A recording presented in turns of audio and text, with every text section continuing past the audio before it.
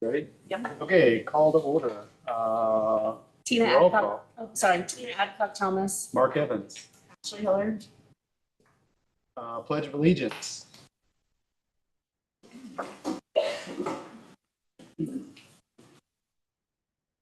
Pledge allegiance to the flag of the United States of America and to the republic for which it stands, one nation, under God, indivisible, with liberty and justice.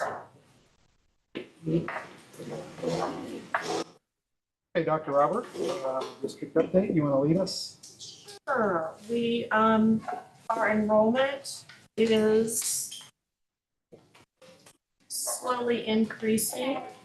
We are almost at 950, which is compared to where we were 930. Nice little increase.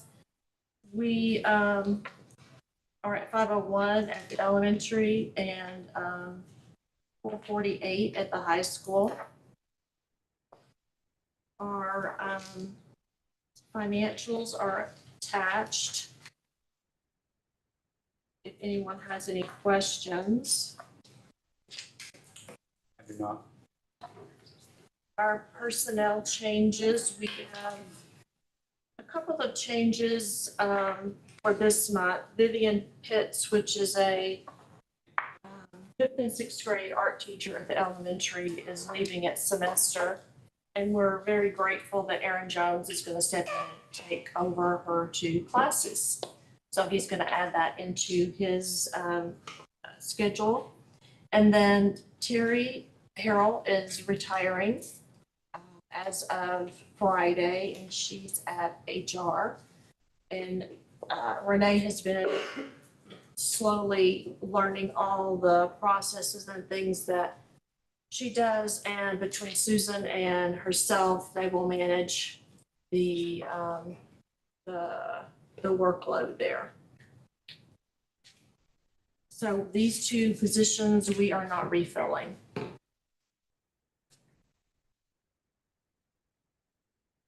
And then we will go to elementary and high school.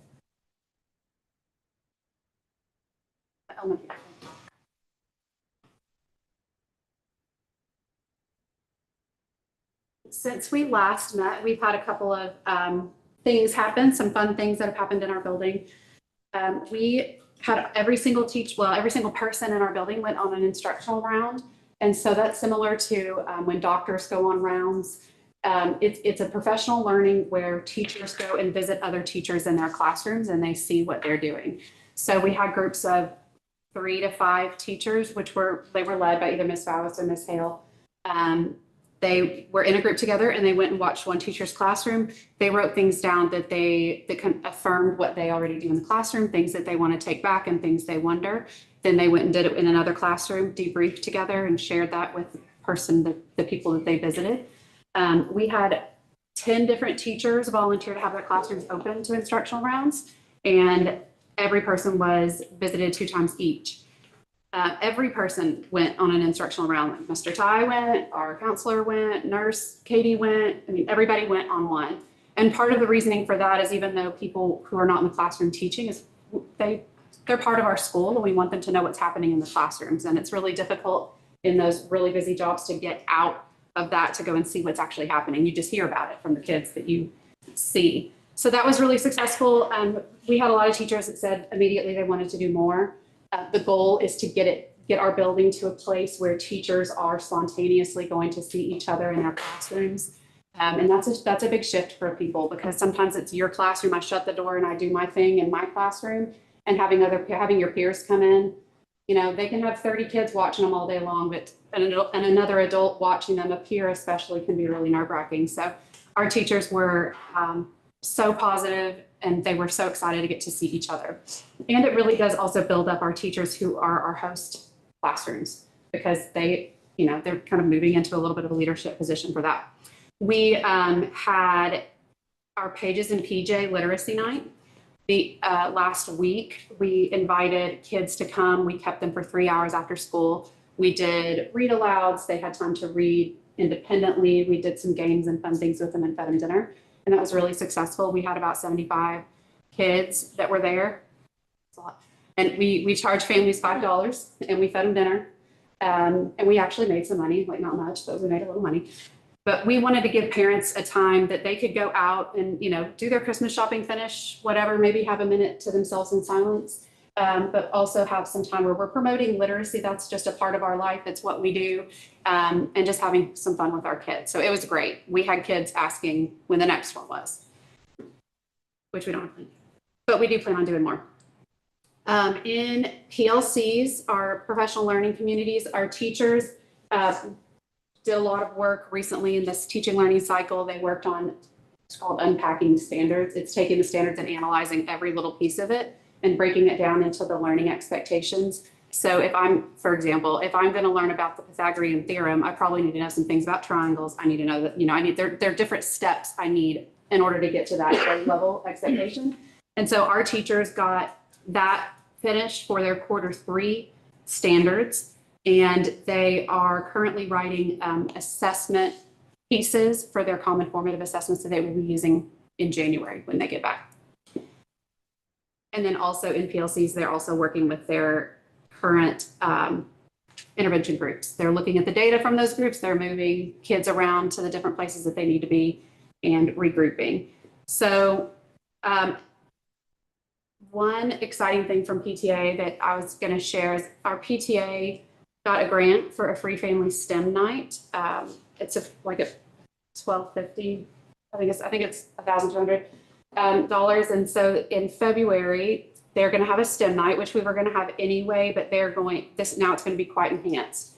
It'll be free to families. It's, our PTA is in the planning process, but we're getting the dome from the University of Arkansas that they bring in. You can go inside and you can see all of the stars, and they tell you all about all of the different stars and different planetary bodies. So we're excited about planning that and getting that moving.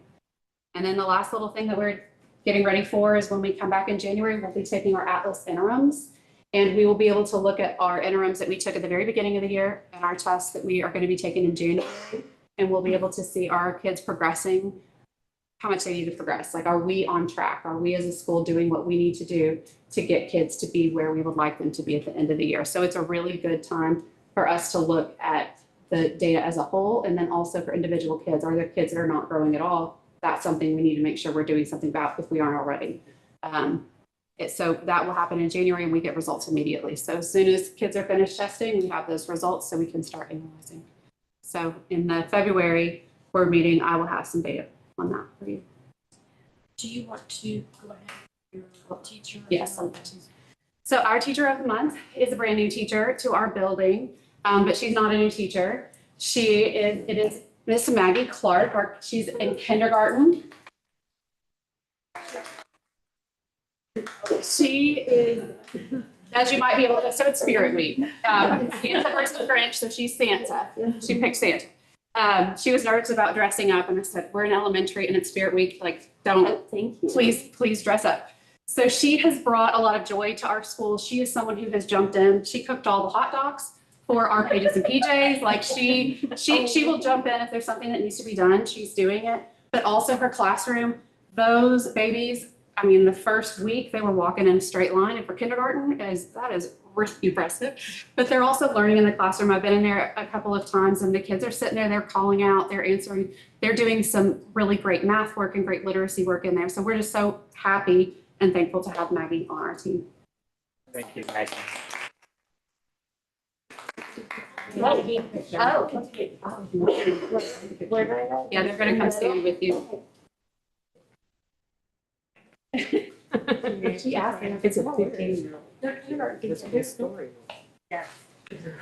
Marla, I have it upside down. No, but it's right. It's right set up. Okay, on 3. 1, 2, 3. Yeah. Congratulations. Thank you. This is a great honor. Look at this.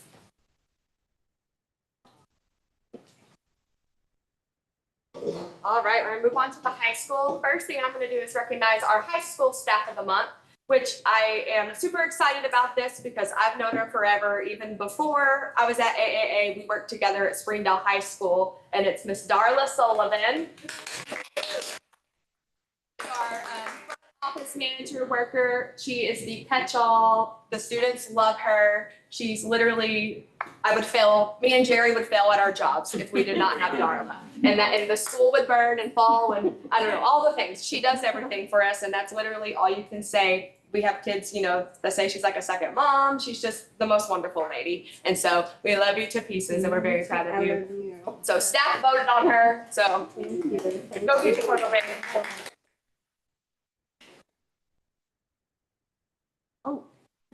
Then make it easy to work for you, so.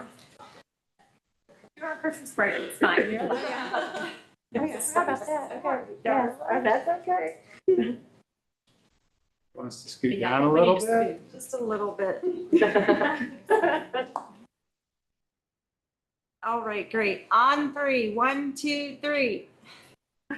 Thank you. Move on to our high school students of the month because we have a few families here. So this is voted on by our staff members who every month I send out a nomination form and I ask them to fill it out based on, character traits, different things of that nature. And so this for November, we're always a month behind. So our November students of the month for 7th grade, Eleanor Gragg, 8th grade, Finley Milligan, 9th grade, Joe Camion, 10th grade, Scott Hansen, 11th, Rowan Burridge, and 12th, Bennett Mills. So if you're here, I see some of you here. The ones that are here, can I have you up here real quick so you can get your picture made with me, please, and the board? Able to get a couple of you here, I'm happy with that.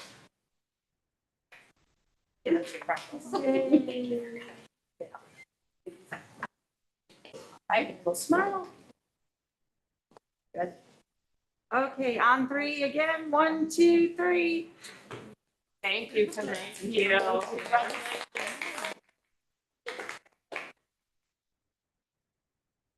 All right, we'll move on to the high school update real quick. So just briefly touch on a few things for the high school here. Ms. Price is out sick today, so I'm going to kind of fill just a little bit.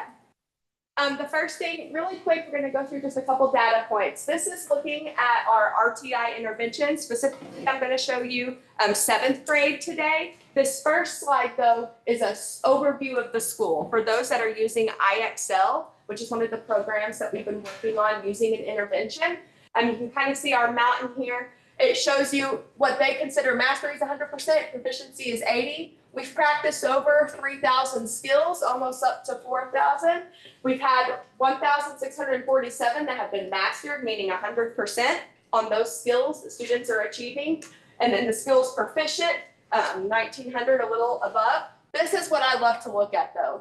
We have a lot of time we're spending on this at school, especially in our advisory RTI time. But we even have 57 hours worth at home where students are really utilizing this program, whether it's assigned as homework, whether a student's just wanting to hop on and work on skills while at home. And so that's kind of a fun thing to get to see there. For math, this is going to show you, I'm going to show you 2 different slides. This is broken up by class periods. So this is going to be Miss Cole's math classes. This is 2 different that we're comparing here. So some of these kids might be getting on at home, kind of shows you a little bit of time. It looks like they are a little more in this class than that one, but it shows you the number of skills that have been mastered, pretty on par with the 2 classes. One thing you'll see here, big jump in skills mastered. This is her honors class, accelerated class. That's why it's going to look like that. But still pushing those kids to really, focus and extend those skills that they are working on. So it kind of gives you a little bit of a measure there. This is an ELA overview. We've really been hitting math. That has been like our big push for our school for this year. But we still are utilizing and working with the students that do have some skill deficits in ELA time. So about 300 hours spent so far. Almost 400 skills mastered, approaching that. And so we're really happy with the progress that they're making here as well. Okay, kind of skipping to the high school, 9-12 side of things really quick. We just got grades back for first set of concurrent classes. This was our success rate. Literally got this information today. So from NWAC, 8 classes were passed with a C or better, 9 were attempted, 89%. A-State looking great, 81 classes passed with a C or better. There was 86 classes attempted, 94% rate. So our students are doing really, really well. We have a concurrent lounge that we've been utilizing now with our students where they are getting, if we consider if they're able to have concurrent classes, they're responsible, they're in charge of their learning. We're allowing them to go to that concurrent lounge that we have upstairs. It used to be the old fashioned design room.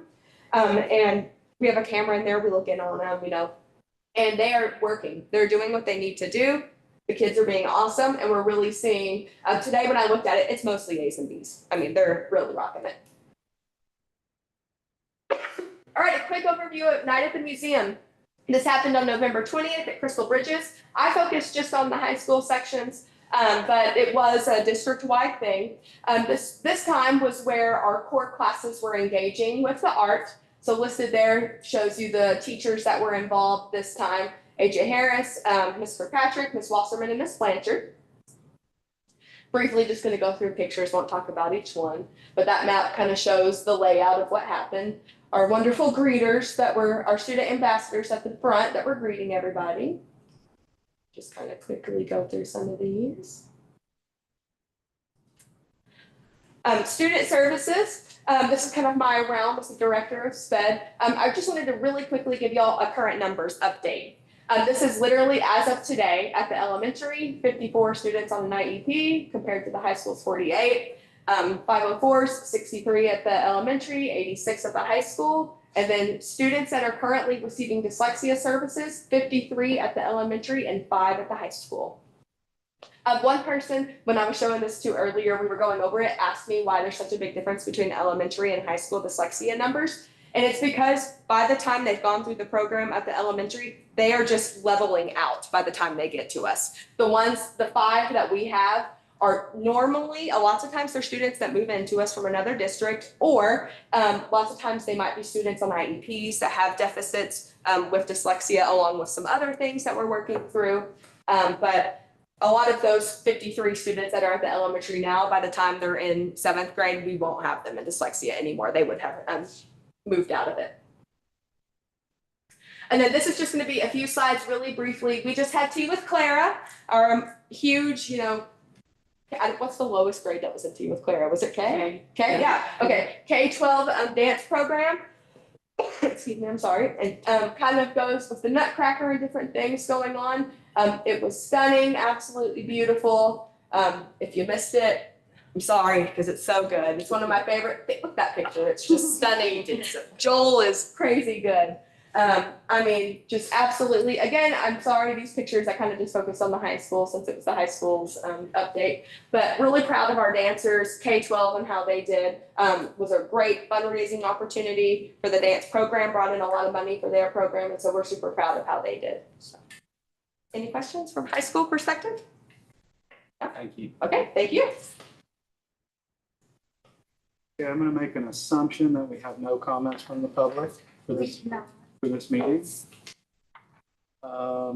Moving into new business. Dr. Roberts, can you talk to us about Caterpillar Partners? Sure. I can't remember if we talked about the scope of work they're going to do. So Caterpillar Partners, the organization that's going to gather up our fundraising, philanthropy, training. And they are out of Boston, and they've done a lot of work with the charter school space. And so they presented a scope of work, which will kind of give us a clear vision. I think when it's done, they'll be with us from the beginning of January to the end of March and help us really focus and make steps towards the an event in the beginning of May as our first step towards a capital campaign approach. Their vision is strictly based on conversations that we have, and as we go through, we'll monitor as needed. But the piece of the goal is sustainability, so that they train us in a way that we don't necessarily need their assistance moving forward. We are going to get that financially covered through the Charter Growth Fund, which is a bonus. And so they will begin at the beginning of January. And after I got their scope of work, I had a fantastic meeting with the foundation. They had about 4 or 5 of the foundation members that I met, and we talked about the alignment of our goals.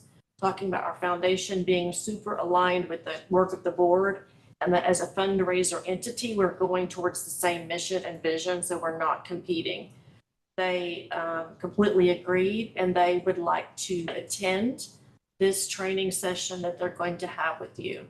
So when we can make arrangements for a day and Saturday for a few hours, they're going to Zoom in, and so it's a collaborative conversation.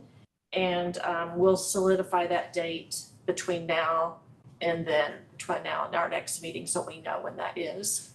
So I'm really looking forward to having a great conversation, grounding everybody on that work, and then accelerating at the same pace along with the foundation. I don't think we've ever had that done in the history of this school, so that will be a big bonus. I'm really looking forward to that. Both of the ladies that work in this organization have a lot of success, and that's why I vetted through a lot of potential people for this, training, and they stood up by a long shot. So I'm excited to work with them. Do we have a plan to kind of immortalize what we get out of this so that it is sustainable? Like, is there a point person who's gonna really capture what we've learned and Yes. And document, immortalize something? Yes, and they will also come with lots of documentation and processes that they're gonna tailor to us. So as they sort of phase out of their work, we're gonna have all of that already. Something to go back and Yes. reference when we revitalize next year. Yes. So they'll prepare us for our own spreadsheets, our own tracking systems, our own metrics, as well as information that we can potentially look at policy changes for. But the goal is that we really begin to look at how can we advance our district in a way with funds that are aligned, so we're all not competing again. Thank you, ma'am. Absolutely. Does anyone have any need to go into executive session? We do not, just with the small group that we have. Okay. I would like to, this was on our discussion point for this month, but it is a point that we need to discuss, and I want to make sure that it's noted in our minutes today, but our requirements for volunteers. And so we have set that requirement as a fingerprint cleared role. Like if you're going to volunteer on a campus and you're going to be anywhere in the vicinity of children, you need to have a fingerprint clearance and a maltreatment check. That's just standard. What will be to our benefit with that is we were able to purchase a fingerprint clearance machine. So we had some grant funding through a safety grant that we were able to convince the Department of Education that a fingerprint machine ourselves would be applicable to a safety scenario. And so we have that machine, and Susan and Renee are training on it today, and we're going to run it for our first time tomorrow. So it doesn't spit out the results, but what it does do is prevent someone from having to go to a satellite spot or to the co-op to get fingerprinted. So they can do it at our office. It sends the results right to the state police, and then they run the checks.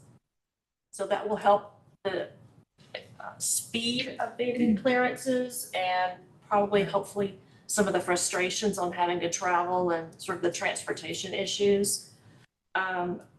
The gray area is then used when volunteers aren't necessarily around children. And that's something I think we need as a board to have a conversation about what that looks like. It's really rare in a school setting that you're not going to be around kids. So it's just, I think we'll bring this back up in January, but I wanted to make note that we will have the ability to make the fingerprinting easier. And so that is a significant part of, I think, who we are. That's great. Yeah. Convenience for the volunteers is a pretty Yeah. big deal. We were very, very pleased when we were able to use the grant funds to purchase the machine, because it's not cheap, but it will save a lot of time. And we'll continue to look at policy because continue we've to been look working at- on that for a while. And we've Yeah. made some progress, but we still have to, there's some areas we have to make sure our policy We reflects. want it to be the, very clear. There's information on our website, and we'll need to update that now that we have a new machine. So we'll continue to look at that, and we'll revisit that in January.